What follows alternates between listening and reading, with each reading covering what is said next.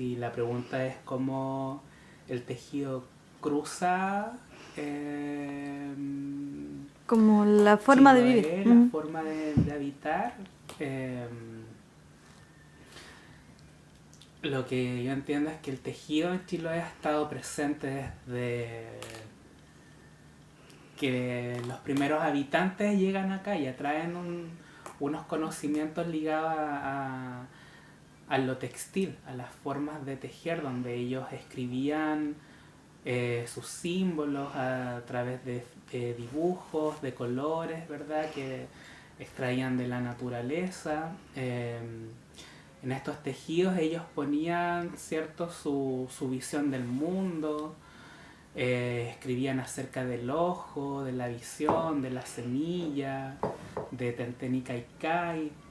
Más tarde, cuando llegan los españoles, sobre esa escritura que había en los textiles, ellos también introducen sus formas de hilar y de tejer que corresponden también a la situación climática. El frío hace que los tejidos se vuelvan más gruesos, entonces, ¿qué hacen los españoles? Tejer frazadas, ¿verdad? Con hilados más gruesos que los que tenían los indígenas, que estoy seguro de que eran hilados delicados como los que hacían los pueblos andinos. Entonces estos tejidos más gruesos que hacen los españoles tenían relación estrecha con el clima frío. Hay puntos como las tres tramas, que es un tipo de tejido que lleva una sobretrama encima, que se da en Chiloé, y eso permite que el peso de estas frazadas que se elaboraban con este punto guardara más el calor, ¿verdad? Te protegiera más, entonces ellos podían habitar también con el tejido. Y entre esa práctica de tejer también se entrecruza la lengua nativa, ¿verdad?, con la lengua española, donde todavía hay palabras que usamos acá que son como bien características o muy antiguas, por los nombres de las papas, los nombres de los lugares, los nombres del mismo hacer. El quelgo, por ejemplo, viene de la palabra quelgo, que describe la horizontalidad, ¿verdad? Pero también a su vez describe el telar de Chiloé, y se van entrecruzando pues estos saberes desde el mestizaje. Más tarde llegan algunas revistas europeas también con tipos de bordado que las tejenderas lo aplican de nuevo para hacer alfombras, para hacer las felpas. Los colores de anilina también llegan con la revolución industrial a principios del siglo XX. Entonces ya el color cambia, ya no son las tierras de la naturaleza, sino que son estos aportes como el azul, el rosado, el rojo, que todavía se ven en frazadas que tienen 80, 60 años de antigüedad. Está incorporado eso. ¿Qué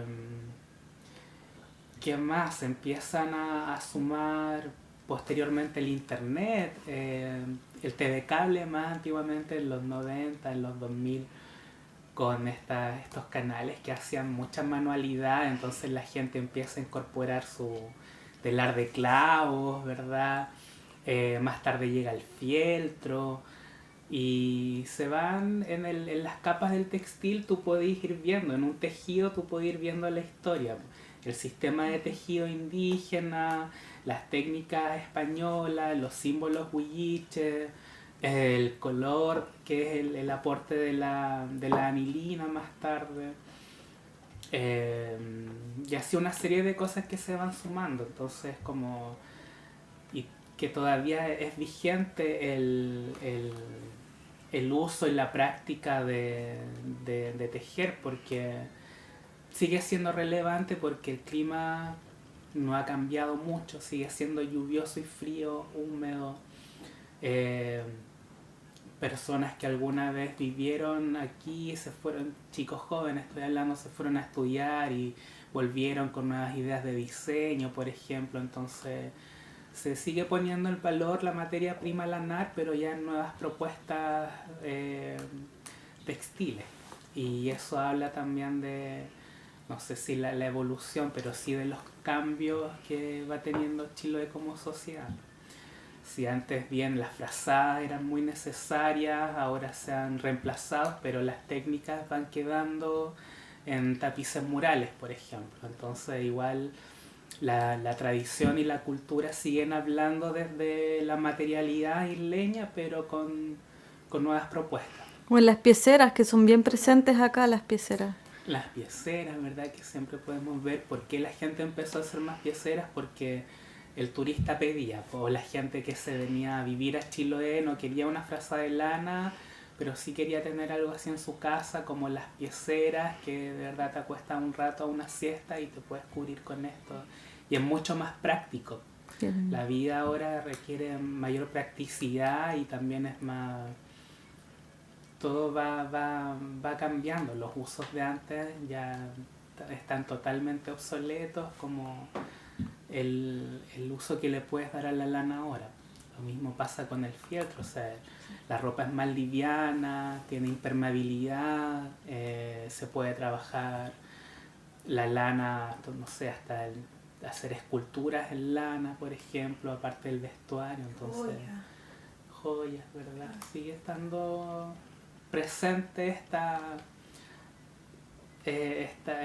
estas formas del arte o de la creación, ¿verdad? Pero adaptándose a la contemporaneidad, a los nuevos conocimientos, hay gente joven que está habitando acá, a los saberes antiguos que ahora recién, yo creo que unos 5 años recién se han empezado a registrar los saberes que tienen que ver con el área textil.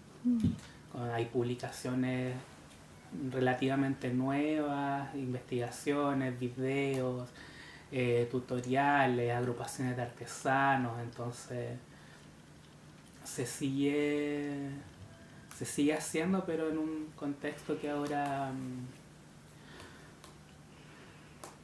no tiene que ver con la subsistencia, sino más bien con el plano económico. Hay mucha gente que se dedica a la artesanía para poder vender sus cosas, ¿verdad? Pero en el fondo también no hacen cualquier cosa, sino que igual adquieren un conocimiento para poder hacer algo, que tiene que ver con el pasado, con, por ejemplo, el hilar y el teñir, para poder hacer unas prendas que sean de uso más cómodo para las personas que se han venido a vivir acá, porque igual ha pasado eso, ahora Chiloé está casi todo parcelado, ¿verdad? Con gente que viene con otra mentalidad y otra forma de ver cómo es Chiloé, y se vienen a vivir acá y a estar y a ser parte de todo esto, pues, y con qué visiones viene. Entonces sí, la artesanía, al querer ser algo comercial, también se empieza a adaptar a estos, no sé si necesidades, quizás más gustos. A esta demanda de fondo. Claro, de gente que va a estar habitando aquí. Pero yo creo que la lana y el tejer va a seguir siendo un constante. O sea, hay innovaciones en el mundo como las impresoras 3D, ¿verdad? Que pueden trabajar con material, pueden rehacer material orgánico, sintetizarlo, trabajan con material sintético para hacer nuevas propuestas de vestuario o de incluso órganos vitales, ¿cachai? Donde que también eso pertenece al textil, porque estos órganos que hacen estas máquinas también son textiles. Entonces hay una evolución, podría ser tremenda, un tremendo salto tecnológico. ¿Y de qué forma llega eso a Chiloé con sus materias primas y con su arraigo a la tradición? O sea, ¿de qué forma más puede enfrentar los artesanos, diseñadores o artistas a la técnica o a este relato histórico, como te decía yo, desde los primeros habitantes hasta estos tiempos, cuáles son los desafíos, cuáles son los nuevos usos del material, no solo de la lana, sino también de la madera y de la fibra vegetal, que son como los elementos que más se usan en esta cultura. Lo que yo creo que quizás un buen aporte, algo que se podría investigar, tiene que ver con la aislación de las casas a partir de la lana como materia prima. Pero ¿Y eso se está investigando ya? aquí en Chiloé no sé, pero sí En otras hay partes del mundo. estudios, o en Chile también, que trabajan con lana para hacer aislación. ¿Quiénes son? No sé realmente, pero hay nuevas formas de expresar este tejido, que tiene que ver con el hacer, pero también con todo lo que está sucediendo. Y eso se va a ir desmadejando solo en el tiempo.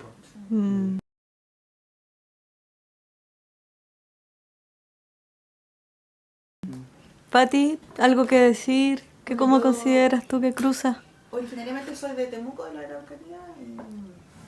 Bueno, y yo de chica estuve bien conectada como con Chiloé, pero también con el tejido en general. Entonces siento que los tejidos tienen que ver mucho con la identidad de los territorios, como que para mí eso es como clave, o sea, cómo varían los colores, las técnicas. Conversábamos que yo tenía de chica, por ejemplo, el conocimiento de que la lana, antes de trabajarla, se lavaba.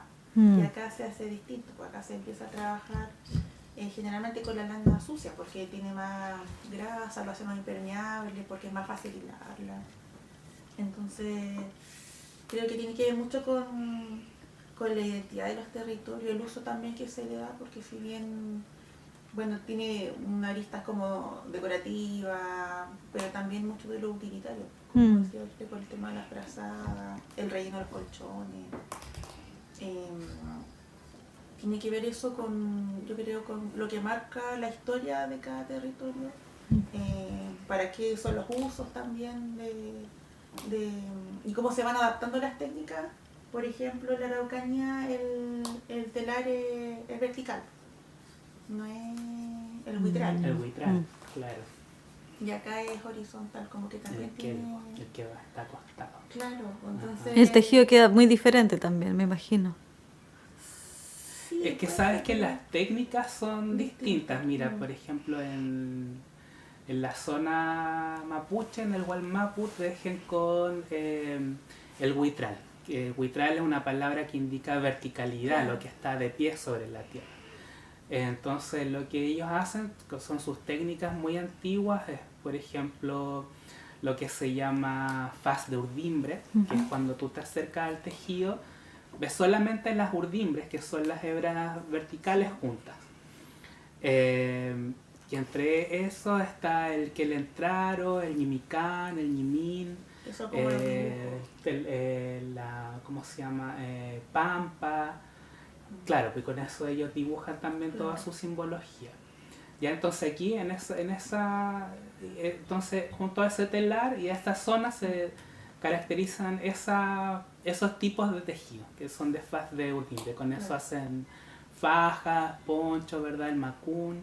Y acá en Chiloé lo que pasó es que con la influencia del tejido de los españoles, esta urdimbre, esta faz de urdimbre se abre un poco y se aprecian las tramas también, que son entonces las que van horizontales en el tejido. Y esto corresponde al tafetán, por ejemplo, que son los paños de algodón.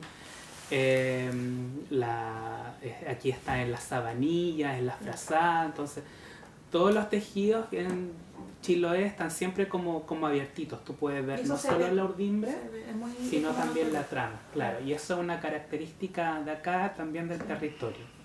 Entonces, si eso hace diferencia más que con el telar y las piezas, también los tipos de técnicas que se trabajan. Y cómo se van como desarrollando y adaptando también. Pues yo creo que como que los desafíos también tienen que ver con eso, cómo se conserva también la tradición o cómo se va transmitiendo, porque claro, lo contemporáneo que se va generando igual es como muy transversal, entonces siento que igual de repente pasa eso, como que se pierde un poco el origen, la tradición, la historia. Y también creo que es importante como realzarlo en ese sentido.